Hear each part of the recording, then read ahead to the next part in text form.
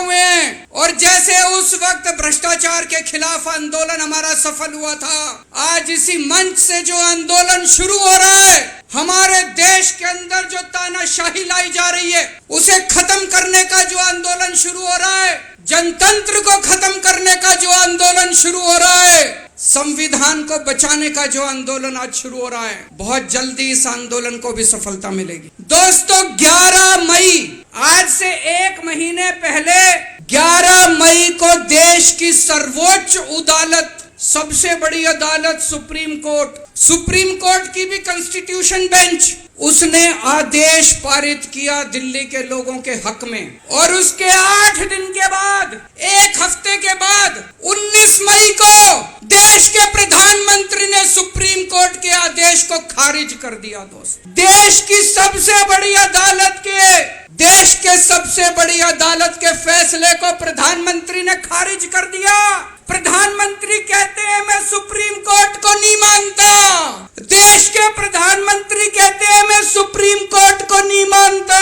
75 साल के भारत के इतिहास में पहली बार एक प्रधानमंत्री आया है जो कहता है मैं सुप्रीम कोर्ट को नहीं मानता। पूरे देश के लोग स्तब्ध हैं। पूरे देश के लोगों को यकीन नहीं हो रहा। इतना अहंकारी प्रधानमंत्री को इतना अहंकार।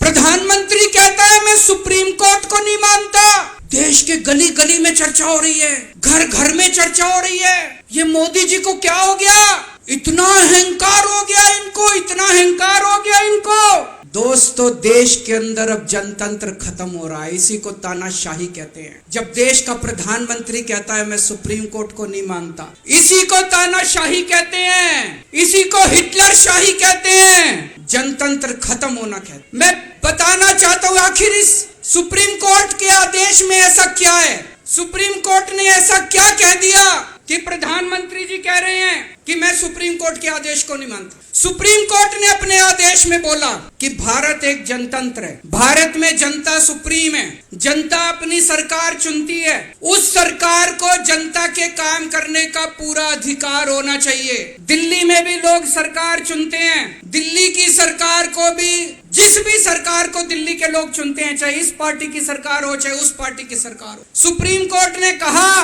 कि जो भी सरकार दिल्ली के लोग चुनते हैं, जनता सुप्रीम है, दिल्ली की जनता सुप्रीम है, उस सरकार को काम करने का अधिकार होना चाहिए। कि अब दिल्ली के अंदर जनतंत्र नहीं होगा, अब दिल्ली के अंदर तानाशाही चलेगी, अब दिल्ली के अंदर जनता सुप्रीम नहीं है, अब दिल्ली के अंदर एलजी सुप्रीम होगा। अब दिल्ली के अंदर चाहे जनता जिसको मर्जी वोट दे, चाहे जनता जिसकी मर्जी सरकार बनाए, प्रधानमंत्री जी कहते हैं सरकार तो मैं ही चलाऊंगा, मेरी तानाशाही चलेगी। अब जनता सुप्रीम नहीं है, जनता की नहीं चलेगी, जनता की सरकार की नहीं चलेगी। प्रधानमंत्री जी कहते हैं एलजी के जरिए मैं सरकार चलाऊं। 26 जनवरी 1950 को हमारे देश का संविधान लागू हुआ। बाबा साहब अम्बेडकर ने संविधान बनाया। बाबा साहब अम्बेडकर ने अपने संविधान में लिखा कि इस देश के अंदर जनतंत्र होगा, जनता सुप्रीम होगी। आज प्रधानमंत्री जी ने भारत के संविधान के परखच्चे उड़ा दिए। प्रधानमंत्री जी ने भारत का संविधान बदल दिया। प्रधानमंत्री जी कहते हैं अब जनता सुप्रीम नहीं होगी, अब एलजी सुप्रीम होगा। जनता सुप्रीम नहीं होगी, अब प्रधानमंत्री सुप्रीम होगा। प्रधानमंत्री जी कहते हैं अब दिल्ली की जनता की वोट की कोई कीमत नहीं हो। ये तो सरासर अपमान है दिल्ली के लोगों का। प्रधानमंत्री जी कहते हैं दिल्ली की जनता जिसको मर्जी वोट दे, उस वोट की कोई कीमत नहीं है। दोस्तों, ये बीजेपी वाले रोज मेरा अपमान करते हैं, मेरे को गालियां देते हैं, गंदी गंदी गालियां देते हैं। मेरे को अपने मान और अपमान की कोई चिंता नहीं है, मैं कोई परवाह नहीं करता, मैं इनको वापस गाली नहीं देता, मेरे को गाली गलौज नहीं करनी आती, मेरे संस्कार नहीं सिखाते। मैं 24 घंटे अपने काम में व्यस्त रहता हूँ, मेरे को काम से मतलब है। आप लोगों ने मेरे को इतना मौका दिया, इतनी जिम्मेदारी है, 24 घंटे काम करता हूँ। ये लोग मेरे को जितनी मर्जी गाली दे लें, लेकिन इस बार इन लोगों ने आपका अपमान किया है, आपकी वोट की कीमत, आपका वोट का अपमान किया है। ये मैं बर्दाश्त नहीं कर सकता, आपके अपमान को मैं बर्दाश्त नहीं कर सकता, इसको किसी हालत में नहीं होने देंगे। दिल्ली के लोगों के वोट का जो इन्होंने अपमान किया है, मोदी जी ने तमाचा मारा है दिल्ली के लोगों को, इसको बर्दाश्त नहीं कर सकते। इसको ठीक करा के रहेंगे, इस अध्यादेश को खारिज करा के रहेंगे, सुप्रीम कोर्ट के आदेश को पालन करा के रहेंगे। करेंगे कि नहीं करेंगे? मैं पूरे देश में घूम रहा हूँ, हर राज्य के अंदर गया। मैं पिछले दिनों पूरे देश के अंदर घूम रहा हूँ, सारी पार्टियों के नेताओं से मिला। मैं आपको दिल्ली के लोगों को बताना चाहता हूँ, देश के सारे लोग आपके साथ हैं। आप ये मत समझना आप अकेले हो, 140 करोड़ लोग आपके साथ हैं। वेस्ट बंगाल के लोग आपके साथ हैं, तमिलनाडु के लोग आपके साथ हैं, केरला के लोग आपके साथ हैं, महाराष्ट्र के लोग आपके साथ हैं, बिहार के लोग आपके साथ हैं, उत्तर प्रदेश के लोग आपके साथ हैं, मध्य प्रदेश के लोग आपके साथ हैं। 140 करोड़ लोग मिलके इस अध्यादेश का विरोध करेंगे, जनतंत्र को बचाएंगे दोस्तों। और मैं पूरे देश के लोगों को बोलना चाहता हूं, ये मत सोचना कि ये केवल दिल्ली वालों के साथ हुआ है। मुझे अंदर से पता चला ये मोदी जी का पहला वार है। ऐसा ही अध्यादेश, जो अध्यादेश आज दिल्ली में पारित किया गया, जिस अध्यादेश के जरिए दिल्ली वालों की ताकत खत्म कर दी गई, इस अध्यादेश के जरिए, जिस अध्यादेश के जरिए दिल्ली के अंदर आज तानाशाही लागू की जा रही है, कल यही अध्यादेश राजस्थान के लिए लाया जाएगा, कल यही अध्यादेश पंजाब के लिए लाया जाएगा, कल यही अध्यादेश मध्य प्रदेश के लिए लाया जाएगा, कल यही अध्यादेश महाराष्ट्र के लिए लाया जाएगा। इसे अभी रोकना पड़ेगा, सबको मिलके अभी रोकना पड़ेगा दोस्त। मोदी जी दिल्ली वालों के पीछे क्यों पड़े हैं? दिल्ली वालों के पीछे क्यों पड़े हैं मोदी जी? 2015 में दिल्ली के लोगों ने 7 एमपी की सीट मोदी जी को जिता दी, मोदी जी को प्रधानमंत्री बनाया और मोदी जी को कहा आप देश संभालो। और दिल्ली में 70 में से 3 सीट बीजेपी को दी, 3 सीट, 67 सीट आम आदमी पार्टी को दी। और दिल्ली के लोगों ने कहा केजरीवाल जी आप दिल्ली संभालो। बीजेपी को 3 सीट देने का क्या मतलब? दिल्ली के लोगों ने अपनी आंखें लाल करके मोदी जी की तरफ देखा और बोला आप देश संभालो, खबरदार दिल्ली की तरफ आंख उठा के देखी तो। बोला कि नहीं बोला? 2020 में फिर से दिल्ली के लोगों ने 7 एमपी की सीट मोदी जी को दी, बोले आप देश संभालो। आम आदमी पार्टी को 70 में से 62 सीट दी, बोले केजरीवाल जी आप दिल्ली संभालो। फिर से दिल्ली के लोगों ने आंखें लाल करके मोदी जी को कहा आप देश संभालो, दिल्ली की तरफ आंख उठा के मत देखना। लेकिन प्रधानमंत्री जी से देश तो संभल नहीं रहा, देश का तो बेड़ा गर्क कर दिया। रोज उठते हैं और दिल्ली वालों के काम रोक देते हैं, रोज उठते हैं और दिल्ली को। मैं स्कूल बनवाता हूँ, मोदी जी कहते हैं मैं तेरे स्कूल नहीं बनने दूंगा। मैं अस्पताल बनवाता हूँ, मोदी जी कहते हैं तेरे अस्पताल नहीं बनने दूंगा। मैं मोहल्ला क्लिनिक बनाता हूँ, मेरे मोहल्ला क्लिनिक तोड़वा दिए मोदी जी ने। पिछले साल प्रधानमंत्री जी ने दिल्ली के अस्पतालों में दवाइयां बंद करा दी। मैं सीसीटीवी कैमरे लगवाता हूँ, प्रधानमंत्री जी एलजी को कह के सीसीटीवी कैमरे नहीं लगने देते। पिछले साल मोहल्ला क्लिनिक के अंदर इन्होंने गरीबों के टेस्ट बंद करवा दिए दोस्तों। मैंने दिल्ली के लोगों के लिए योगा क्लासेस शुरू की, प्रधानमंत्री जी ने योगा क्लासेस बंद करवा दी। प्रधानमंत्री जी से मैं कहना चाहता हूँ आप देश संभालो ना, आपसे देश तो संभल नहीं रहा। देश का बेड़ा गर्क कर दिया आपने। चारों तरफ इतनी महंगाई हो रही है, पेट्रोल 100 रुपए लीटर पहुंच गया, डीजल 90 रुपए लीटर पहुंच गया, दूध महंगा हो गया, सब्जियां महंगी हो गई, एलपीजी का सिलेंडर 1000 रुपए के ऊपर हो गया। इनको समझ ही नहीं आ रहा महंगाई कैसे, इनको चौथी पास राजा को समझ ही नहीं आ रहा कि देश कैसे समझे। एक दिन कहते हैं 2000 का नोट आएगा, 5 साल बाद कहते हैं 2000 का नोट जाएगा। अरे इनको समझ ही नहीं है। आप लोगों ने कोई समझदार प्रधानमंत्री बनाया होता, कम से कम ये तो बता देगा 2000 का नोट आएगा कि जाएगा। चारों तरफ बेरोजगारी फैली हुई है, इनको समझ ही नहीं आ रहा बेरोजगारी कैसे दूर करें। चारों तरफ भ्रष्टाचार फैला हुआ है, इनको समझ ही नहीं आ रहा भ्रष्टाचार दूर कैसे करें। जीएसटी की वजह से व्यापारियों का बेड़ा गर्क हुआ पड़ा है, इनको समझ ही नहीं आ रहा जीएसटी को कैसे ठीक करें। पूरे देश का रेलवे में मेरी आप लोगों से गुजारिश है, एक टेस्ट करके देखना। कोई 2nd class AC, 3rd AC, 2nd class की टिकट खरीद लेना, 2nd क्लास स्लीपर की। एक बारी रेल में जाके देखो इन्होंने रेलवे का क्या हाल कर दिया। पूरी रेलवे का बेड़ा गर्क कर दिया। अच्छा खासा चलता हुआ रेलवे इन्होंने बेड़ा गर्क कर दिया है। 2002 में प्रधानमंत्री जी गुजरात के मुख्यमंत्री बने, 12 साल गुजरात के मुख्यमंत्री रहे। पिछले 9 साल से देश के प्रधानमंत्री हैं। 21 साल हो गए मोदी जी को राज करते करते, 21 साल। 2015 में मैं दिल्ली का मुख्यमंत्री बना, मेरे को 8 साल हो गए दिल्ली पे राज करते करते। आज मैं चैलेंज करता हूं और देश की जनता को अपील करता हूं, मोदी जी के 21 साल, मेरे 8 साल, दोनों के देख लो किसने ज्यादा काम किया।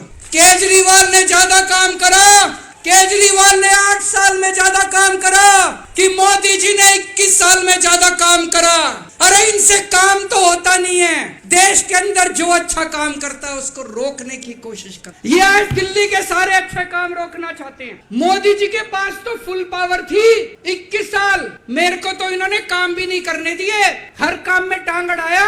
फिर भी मेरे 8 साल उठा के देख, कितने स्कूल बनवा दिए, कितने अस्पताल बनवा दिए, लोगों का इलाज मुफ्त कर दिया, लोगों के बच्चों को पढ़ाई दे रहे हैं अच्छी, बिजली मुफ्त कर दी, मैंने बिजली मुफ्त करी। मोदी जी कह रहे हैं फ्री की रेवड़ी बांट रहा है। अरे गरीबों के हाथ में अगर 4 रेवड़ी रख दी तो कौन सा बुरा हो गया। मोदी जी आपने तो रेवड़ी नहीं, पूरा का पूरा रेवड़ा उठा के अपने दोस्त को दे दिया, पूरा का पूरा देश उठा के अपने दोस्त को दे दिया, पूरा की पूरी केंद्र सरकार उठा के अपने दोस्त को फ्री में दे दी। मैंने तो 4 रेवड़ी रखी थी एक एक हाथ में, गरीबों के हाथ में, आपने तो रेवड़ा ही उठा के दे दिया। अब लोग प्रधानमंत्री जी से पूछने लगे हैं कि केजरीवाल ने इतने स्कूल बना दिया, आपने क्या किया। उनके पास कोई जवाब नहीं है। अभी पिछले साल में गुजरात का चुनाव लड़ने गया, वहां पे हर आदमी, गुजरात के हर आदमी के मुंह पे था, अरविंद जी आपने स्कूल इतने अच्छे कर दिए, आपने दिल्ली में स्कूल बच्चों की शिक्षा इतनी अच्छी कर दी।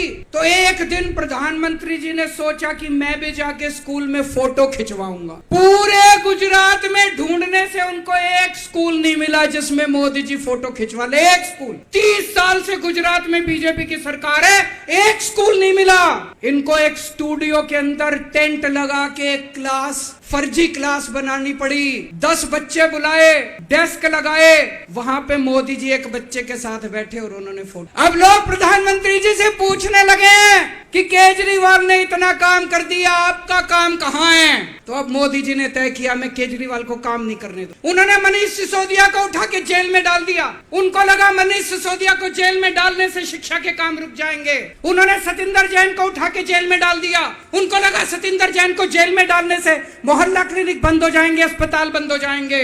मैं प्रधानमंत्री जी को बोलना चाहता हूं, हमारे पास एक मनीष सिसोदिया नहीं है, हमारे पास 100 मनीष सिसोदिया है। हमारे पास एक सतिंदर जैन नहीं है, हमारे पास 100 सतिंदर जैन है। आप एक को जेल में डालोगे, हमारा दूसरा आ जाएगा काम करने के लिए, काम नहीं रुकेगा। जब इनको जेल में डालने से काम नहीं चला तो अब ये ऑर्डिनेंस लेके आए हैं और ऑर्डिनेंस से ये सारा काम रोकना चाहते। आज दिल्ली के लोग मुसीबत में हैं, दिल्ली के लोगों के ऊपर ये अध्यादेश थोपा जा रहा है। आपने पिछली बार 7 MP को वोट दिया था, कहां है वो सातों के सातों?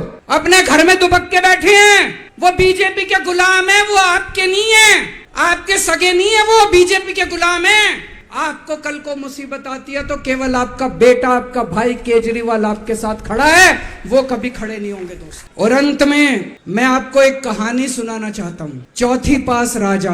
किस किसने सुनी है ये कहानी? इस कहानी का महात्म्य है कि इस कहानी को जितनी बार सुनोगे, जितनी बार सुनाओगे, उतनी भगवान की कृपा आपके परिवार के ऊपर बरसेगी। इस कहानी का जितना प्रचार प्रसार करोगे उतना देश की तरक्की होगी, उतना समाज की तरक्की होगी। तो जिन लोगों ने कहानी सुनी है वो भी बड़े ध्यान से दोबारा सुनना, अच्छे से सुनना और इसका खूब प्रचार प्रसार करना। ये कहानी एक राजा की है, एक चौथी पास राजा की कहानी है, एक अहंकारी राजा की कहानी है, एक भ्रष्टाचारी राजा की कहानी है। आप लोगों ने राजा और रानी की कई कहानियां सुनी होंगी। इस कहानी में राजा तो है, रानी नहीं है। तो एक महान देश था, कई हजार साल पुराना देश। उस देश के एक गांव में एक बच्चा पैदा हुआ, बहुत गरीब घर में एक बच्चा पैदा हुआ। तो जैसे गांव के अंदर बच्चा पैदा होने पे ज्योतिषी आते हैं, ज्योतिषी आके बच्चे का भविष्य बताते हैं, ऐसे ही गांव का ज्योतिषी आया, उसने बच्चे की कुंडली देखी और बच्चे की माँ को बोला कि माई तेरा बेटा बड़ा होके बहुत बड़ा सम्राट बनेगा। माई को समझ नहीं आया, मैं इतनी गरीब, मेरा परिवार इतना गरीब, मेरा बेटा सम्राट कैसे बनेगा। खैर बच्चा धीरे धीरे बड़ा होने लगा, गांव के सरकारी स्कूल में उसका एडमिशन करा दिया। उसका पढ़ने लिखने में मन नहीं लगता था, पढ़ते पढ़ते क्लास करते करते चौथी में आके उसने नाम कटवा लिया, उसका पढ़ाई लिखाई में मन नहीं लगा। बगल में, गांव के बगल में एक रेलवे स्टेशन था, घर में बहुत गरीबी थी, वो बच्चा वहां स्टेशन पे जाके चाय बेचने लगा, चाय बेच के अपना गुजारा करता था। वो भाषण बहुत अच्छा देता था, बचपन से ही बड़ा अच्छा भाषण देता, गांव के लड़कों को इकट्ठा कर लेता और भाषण देना चालू करता। धीरे धीरे आसपास के गांव में फैल गया कि ये बच्चा भाषण बड़े अच्छे देता है। आसपास के लड़के भी इकट्ठे हो गए और जो मर्जी टॉपिक हो भाषण देना चालू कर देता और रुकता ही नहीं था, घंटों घंटों तक भाषण देता रहता। बच्चा बड़ा हुआ, ज्योतिषी ने कहा था बड़ा होके बच्चा उस महान देश का सम्राट बन गया। लेकिन राजा तो अनपढ़ था, उसे तो कुछ आता नहीं था। अफसर आते, उस अनपढ़ राजा से जहां मर्जी साइन करा लेते, जहां मर्जी जो मर्जी साइन करा ले। वो राजा अनपढ़ था, उसे लगता था मैं अगर अफसरों से पूछूंगा तो मेरी कमजोरी सबके सामने प्रकट हो जाएगी, अफसरों को लगेगा मेरे को कुछ आता नहीं है। अफसर जो मर्जी लेके आते थे वहां साइन कर देता। धीरे धीरे पूरे देश के अंदर फैल गया कि राजा अनपढ़ है, राजा अनपढ़ है। राजा को बड़ा बुरा लगने लगा, तो राजा ने कहीं से एक फर्जी डिग्री का जुगाड़ कर लिया, एक फर्जी डिग्री का जुगाड़ कर लिया, एमए की डिग्री का। और राजा बोला मैं एमए हूँ, पर सच्चाई तो पूरे देश को पता थी, राजा तो अनपढ़ था। धीरे धीरे राजा अहंकारी भी होता गया, अहंकारी राजा और ऊपर से अनपढ़। जो मर्जी उस राजा के पास जाता और राजा से कुछ भी पास करा के ले आता। एक बार कुछ लोग गए, राजा को बोले जी नोटबंदी कर दो, नोटबंदी करने से भ्रष्टाचार खत्म हो जाएगा, आतंकवाद खत्म हो जाएगा। राजा को कुछ समझ नहीं आया, राजा की खूब चमची मारी उन्होंने। राजा ने एक दिन शाम को टीवी पे आके 8 बजे नोटबंदी कर, पूरे देश का बेड़ा गर्क हो गया। दो लंबी लंबी बैंकों के सामने लाइनें लग गई, कई लोग मर गए, दुकानें बंद हो गई, रोजगार बंद हो गए, बड़ी बड़ी इंडस्ट्री बंद हो गई, पूरे देश का बेड़ा गर्क हो। फिर एक दिन कोई आके बोला जी 2000 का नोट ले आओ। राजा 2000 का नोट ले आया। 4 साल बाद कुछ लोग आके बोले जी 2000 का नोट बंद कर दो। राजा ने 2000 का नोट बंद कर दिया। राजा को अकल तो थी नहीं, बेवकूफ था, अनपढ़ था, कभी 2000 का नोट चालू करता था, कभी 2000 का नोट बंद करता था। एक बार कुछ लोग आके बोले जी ये किसानों के कानून बना दो, इस कानून से किसानों का भला होगा। राजा ने कानून बना दिए, पूरे देश के किसान सड़कों पे उतर आए, 750 किसान मर गए आंदोलन में। और 1 साल के बाद राजा को वो तीनों कानून वापस लेने। एक बार उस देश के अंदर बहुत बड़ी महामारी फैल गई, चारों तरफ महामारी फैल गई, लोग मरने लगे। किसने आके बोला जी थाली बजवाओ तो देश ठीक हो जाएगा। तो राजा ने पूरे देश में थाली और चम्मच बजवा दिए। महामारी तो नहीं बची, महामारी तो फैली रही। किसी ने आके कहा जी डॉक्टरों की जरूरत पड़ेगी, दवाइयों की जरूरत पड़ेगी, इंजेक्शन की जरूरत पड़ेगी, तब महामारी। 4 करोड़ चोरी कर लिए, राजा ने उसको भी देश से भगा दिया। पर एक दोस्त ऐसा था जिससे राजा की ज्यादा ही दोस्ती थी। कौन था? उसको उन्होंने सारे एयरपोर्ट बेच दिए, सारे जहाज बेच दिए, सारे सी पोर्ट बेच दिए, उन्होंने आसमान बेच दिया, जमीन बेच दी राजा ने, खदाने बेच दी। उस दोस्त पे राजा मेहरबान। राजा का एक और दोस्त था, वो दोस्त इतना गंदा था कि उसने कुछ अंतरराष्ट्रीय खिलाड़ी महिलाओं के साथ बदतमीजी करी, लेकिन राजा ने दोस्ती नहीं छोड़ी। मजाल जो उस दोस्त के ऊपर कोई आंच आ जाए, राजा उस दोस्त के साथ खड़ा रहा, लेकिन उसने खिलाड़ियों का। राजा का एक और दोस्त था, उस दोस्त ने किसानों के ऊपर गाड़ी चढ़ा दी, रौंद दिया, कुचल दिया किसानों को। राजा ने अपनी दोस्ती नहीं छोड़ी। इस बात पे तो दाद देनी पड़ेगी कि राजा दोस्तबाज था, एक नंबर का दोस्तबाज था। चारों तरफ अत्याचार हो गया, चारों तरफ देश के अंदर इनके अपने लोग जो थे वो बलात्कार करने लगे, गलत काम करने लगे, हाहाकार मच गया। जो राजा के खिलाफ बोलता राजा उसको पकड़ के जेल में डाल दे। एक दिन एक पत्रकार ने कार्टून बना दिया राजा के खिलाफ, उस पत्रकार को उठा के जेल में डाल दिया। एक दिन एक किसी पत्रकार ने उनके खिलाफ कुछ लिख दिया, उसको पकड़ के जेल में डाल दिया। जो राजा के खिलाफ बोले उसका बेड़ा गर्क। कोई जज अगर उस राजा के खिलाफ ऑर्डर करता था राजा उसको बख्शता नहीं। चारों तरफ अत्याचार, महंगाई, बेरोजगारी। ऊपर आसमान में देवता ये सब देख रहे थे कि पृथ्वी के ऊपर कितना घनघोर अत्याचार हो रहा है। सारे देवता इकट्ठे हुए, देवताओं ने मीटिंग करी। सारे देवता मिलकर शिवजी महाराज जी के पास गए और कहा महाराज कुछ करो, पृथ्वी के ऊपर अन्याय हो गया, अत्याचार हो गया, चारों तरफ बलात्कार, चारों तरफ हाहाकार मचा हुआ है, जनता परेशान हो रही है। पृथ्वी जी शिव जी महाराज जी ने अपनी तीसरी आंख खोली और दोस्तों यहाँ प्रचंड पृथ्वी के ऊपर अजीब अजीब घटनाएं घटने लगी। उज्जैन के अंदर महाकाल की 6 सप्तऋषियों की बड़ी बड़ी 10 फुटा भारी भारी मूर्तियां थी। एक दिन बारिश और तूफान आया और 6 की 6 मूर्तियां। लोगों ने कहा बड़ा अपशकुन हो रहा है, बड़ा अपशकुन हो। एक दिन एक ट्रेन एक्सीडेंट हो गया, 250 से ज्यादा लोगों की मौत हो गई। लोगों ने कहा बड़ा अपशकुन हो। और एक दिन घनघोर बारिश आई, तूफान आया, ऊपर से आकाशवाणी हुई। सारे देश की जनता को भगवान ने कहा कि आप महान देश के लोग हो, क्या कर रहे हो, उठो, खड़े हो जाओ और इस अहंकारी राजा के खिलाफ सब लोग मिलकर आवाज उठाओ, भगवान आपके साथ है। और उसके बाद दोस्तों सोई हुई जनता जाग गई और 1 साल के अंदर उस अहंकारी राजा का राजपाट जनता ने उखाड़ के फेंक। और उसके बाद वो महान देश दिन दूनी रात चौगुनी प्रगति करने लगा। ये कहानी बड़ी पवित्र कहानी है। इस कहानी को सुनने से और सुनाने से परिवार का, समाज का और देश का बहुत भला होता है। इसे ज्यादा से ज्यादा शेयर कीजिए, ज्यादा से ज्यादा लोगों तक पहुंचाइए ताकि ज्यादा से ज्यादा लोग इसे सुन सकें, इसे समझ सकें। अंत में आपसे एक ही विनती है, अगली बार वोट डालने जाओ तो ऐसे आदमी को वोट डालना, ऐसे आदमी को प्रधानमंत्री बनाना जो कम से कम इतनी तो समझ रखता हो कि 2000 का नोट कैंसिल करना है कि चालू करना है। कपिल सिब्बल साहब एक बहुत अच्छी लड़ाई लड़ रहे हैं। इनकी एक वेबसाइट है इंसाफ के सिपाही। आप लोग सब लोग ज्यादा से ज्यादा इस वेबसाइट पे जाके इसको लॉगिन करें, रजिस्टर करें।